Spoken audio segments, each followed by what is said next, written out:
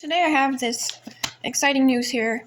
Cheap Joe's Art Stuff, if you've seen me write Joe's Prime Light Fast Acrylics, this is where it comes from. And they have, people's pictures here that you submit and you get your picture in this magazine. And my chicken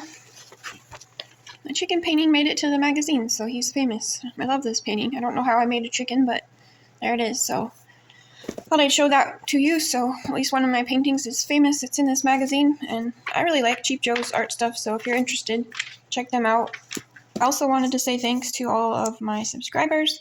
I know I haven't been making videos much lately, and every time I look, it goes up so much.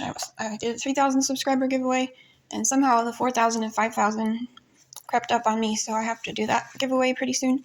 But thank you everybody that's subscribing, and I really appreciate you watching my videos, and I did find a way to dispose of a couple paintings, so hopefully I'll be able to make some more when I have time in the future soon. Yeah, if you haven't seen the video for Mr. Chicken, I have a video for him.